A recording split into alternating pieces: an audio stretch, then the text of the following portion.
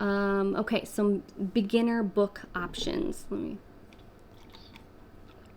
Again, I talked about you can use Snapfish and Shutterfly to make your book. Upload your illustrations. You can type the text right on the page. You can print it for family and friends. You can just print it to keep on your own library shelves at home. Even the littlest kids can do this because they can fool around with the different elements that they have, the little sticker things that come in that program. But it allows more focus on the storyline and the illustrations rather than the process of self-publishing, because that can get a little overwhelming when your kids are really little.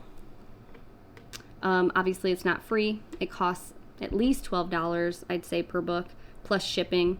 You cannot sell them for a profit because it's not a published book per se.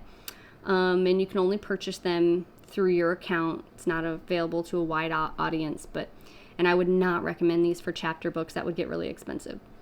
But you could do children's books, recipe books, photography books, maybe some graphic novel books. If you use a formatting program, you could use Word. It's a little tricky to do if your book is like a chapter book. You could use Google Docs. It's free-ish. I guess you'd have to pay for some of, maybe Word you might have to pay for. The simplest to use is Canva. I haven't used Canva to do like a full chapter book. I think that would actually get very tedious and difficult.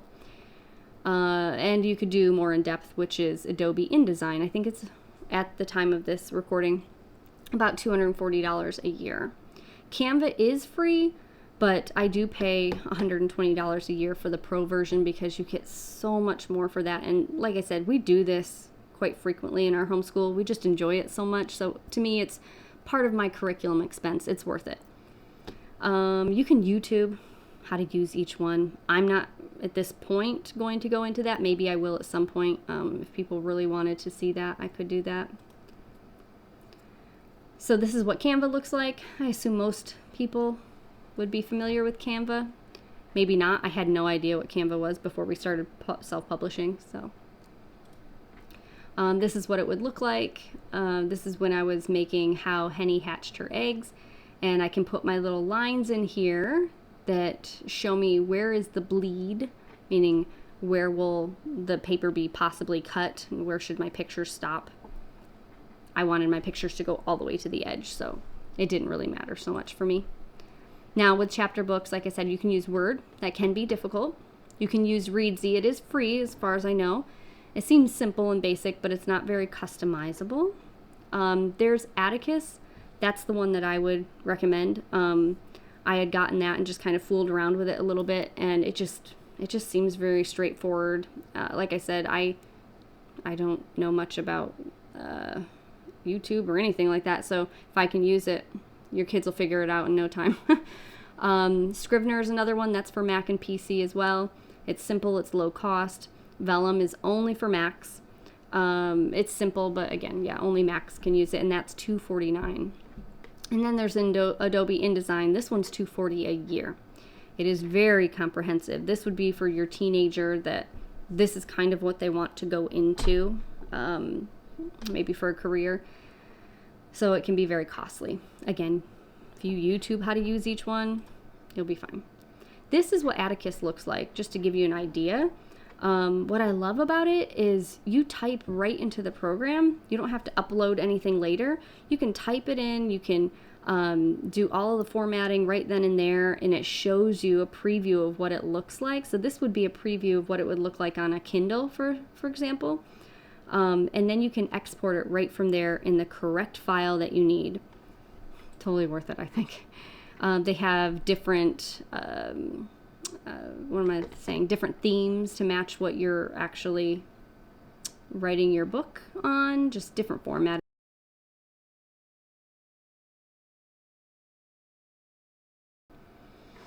You also need a copyright page. This is a copyright page of my one daughter's book, and this is a copyright page of Lacey's book about Sophie. They both look very different, obviously. It just depends on what you want, but it also depends on how you go about publishing it. Maybe I can move myself here and just show it to you full screen.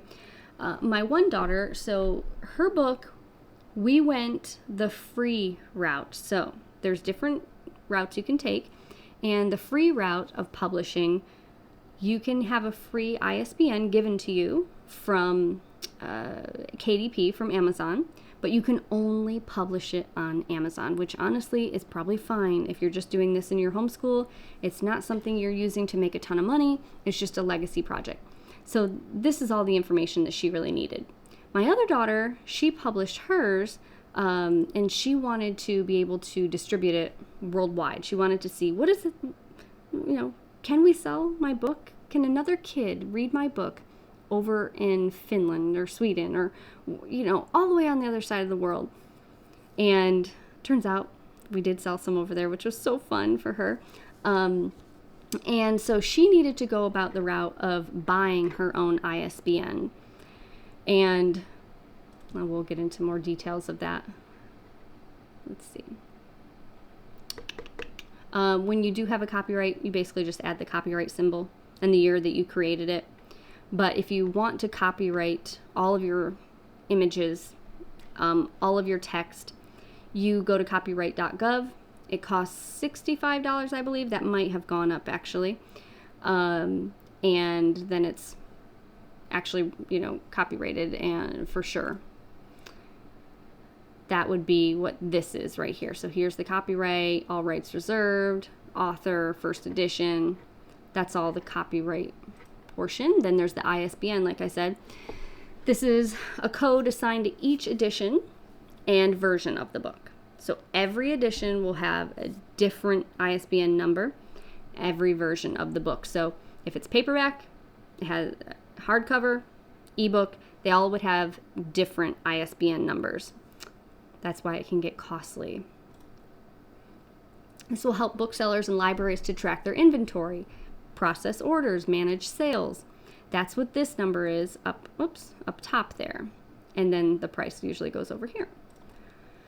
You can get a free ISBN. So you can self-publish your book, I should have said this earlier, for free with Amazon KDP.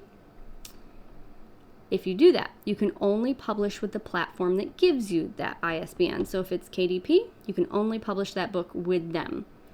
This is perfect for legacy projects, homeschool projects, hobbies, learning. If you're not using this as a full-time business, I would not encourage you to buy an ISBN. If you do buy your ISBN, you can go to myidentifiers.com. You will then own the ISBN. You can publish that book anywhere you want, any platform, but they are expensive. So one ISBN alone is $125. As you can see, it gets less and less the more you purchase. But again, every version needs an ISBN. So for one book, you could have 3 different ISBNs. That would be very costly. Okay, that's what this is here in pink. So it says ISBN hardcover, that's this one. And you see this is a different number because it's a paperback version, and then a different number for the ebook version. Then you have what's called an LCCN. If you're doing it for free, you don't necessarily need this. It's the Library of Congress control number. It identifies, it's assigned by the Library of Congress for any book that's in their collection. It's used by librarians to locate a specific book in a national database. So if you're not looking to sell your book in libraries or universities or anything like that, you really don't need it. It's free to get one, but you really don't need one. And that's this number right here. Then there's called a CIP block, category in publishing. So in order for a library, your local library even, to process a book, it has to have a catalog block. This is essential information about the book. It has the title, the author, the edition, a summary, little summary, like one sentence, and other metadata about it. It just basically lets your librarian know, how do I file this book? Where do I put it in our catalog? If you have a CIP block, it does not guarantee that your book will be cataloged, but it makes librarians happy because they don't have to do the work of cataloging that. So with Lacey's book, the one that we wanted to do a wide distribution with just to give it a go, we did have a CIP with that book. It just helps. It does them a favor. So it's $85 the first time, $70 every time after that. And this goes on your copyright page as well. That's all this in green here. And then you can see there's different codes of where you can have it cataloged. Now, publishing platforms. Whew. Okay. You have KDP. That's the one I encourage you to use if you're just doing this for fun, for legacy, for hobby, in your homeschool. You can do it if you want to make money too, that's fine. But it's just the easiest to use. So it's called Amazon Kindle Direct Publishing. It's not just for Kindle, they just call it that. It's the most popular. They have free ISBNs and barcodes. They have marketing tools if you want to go and learn about how to do ads to sell your book. It's the simplest out of all the platforms. You can distribute it globally with this. And it's the most profitable POD, print on demand company. So when somebody buys your book, they don't have a bunch of your books printed and then they just ship them. They will literally print it as soon as that person buys it.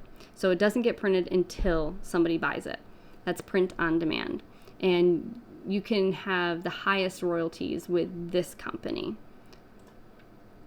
You need an Amazon account. If you don't have an Amazon account, then you'll need to get one in order to use this. If you already have one, then it's really simple. You just need your credit card on file. Go through all the steps to do that. Now, I'm going to stop right there, I guess. If your kids are publishing books, you need to also be, I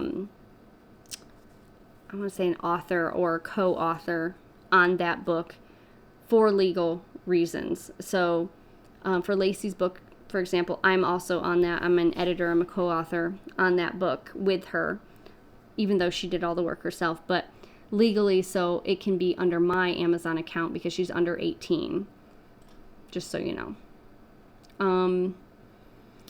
Now, if you didn't want, by the way, if you didn't want your kids' names to be out in the open, you can use a pen name. You can just make up a name, and that would be, I think you can have 5 per Amazon account. So if you had 5 kids and they each wanted to come up with their own name that they always published under, that wasn't their actual name, that would be a fun thing to do. Let's see. So with KDP, there's no ebook distribution outside of Amazon Kindle. So you couldn't distribute to Barnes & Noble's Nook, for example, or Apple. They have limited cover sizes. You need a 24-page minimum for a paperback and a 76-page for a hardcover. Then there's other places like Ingram Spark. So the pros of this, they also have free ISBNs, but this limits your distribution because you can only publish through them if you choose their ISBNs. They don't have a setup fee anymore, but I think it's after 90 days. If you change anything about your book, you have to pay $25. KDP does not have this. You can change it to your heart's content as many times as you want. There's no fee. Hardcovers have to be at least 18 pages, but you can distribute through them very easily to Amazon, Barnes & Noble, Target, Walmart. So if you really want to worldwide distribute your book everywhere, Ingram Spark is the way to go. But royalties are very low. It's very costly to print on demand with them. This is what this looks like. You would need a new account to get it set up, a credit card on file, and a bank account for any payments that you receive. I already said that. Now, uploading through Ingram Spark is much more difficult than it is for KDP. It's just not very user-friendly. They are the largest distributor, I think, of books, and for some reason their website is just horrible in terms of just user-friendliness. It's frustrating. They have the worst customer service too. Customer service with KDP is great. There's other platforms too. Draft2Digital and Lulu are just a couple.